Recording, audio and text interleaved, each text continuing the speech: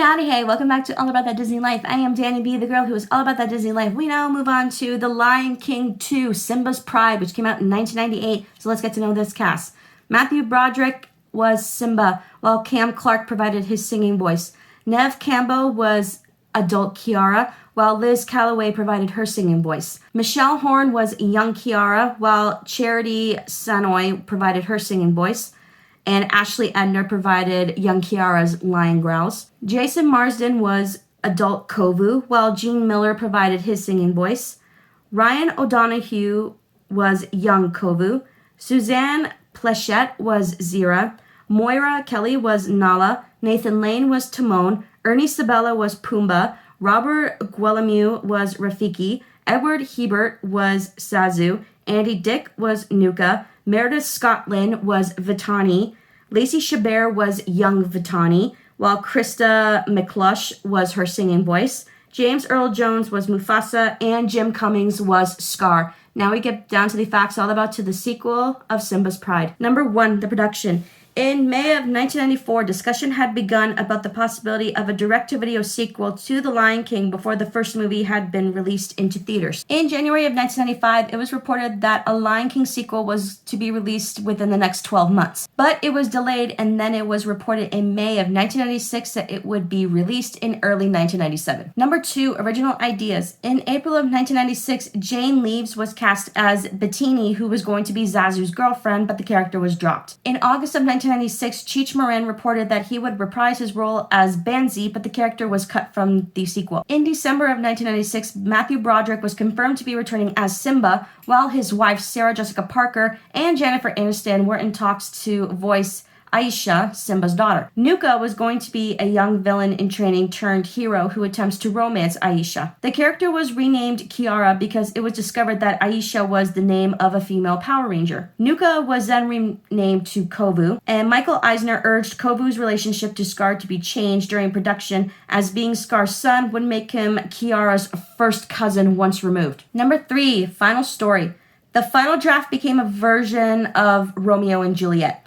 Because none of the original animators were involved in the production, the majority of the animation was done by Walt Disney Television Animation Studios in Sydney, Australia. However, all storyboarding and pre-production work was done at the Feature Animation Studio in Burbank, California. The additional animation was done by Disney's Canadian Animation Studio and Toon City in Manila, Philippines. Number 4, the release and the box office. This movie was released onto video on October 27th, 1998. It was accompanied with a promotional campaign which included tie-ins with McDonald's, Mattel, and Lever 2000. It was theatrically released in European and Latin American countries in spring of 1999. In March of 2001, it was reported that in its first 3 days, 3.5 million VHS copies were sold and about 13 million copies were sold. In September of 2001, it had sold more than 15 million copies. Number 5, awards and nominations. This sequel is the winner of an Artistic Achievement Award. It also won first prize for an animated feature film. At the Annie Awards, We Are One and My Lullaby were both nominated for Outstanding Individual Achievement for Music in an Animated Feature Production, but they both lost to The Iron Giant. This movie did win Outstanding Achievement in an Animated Home Video Production. And Suzanne Plechette was nominated for Outstanding Individual Achievement for voice acting in an animated feature production, but she lost to Eli Marlenthal for The Iron Giant. Number 6, bonus facts.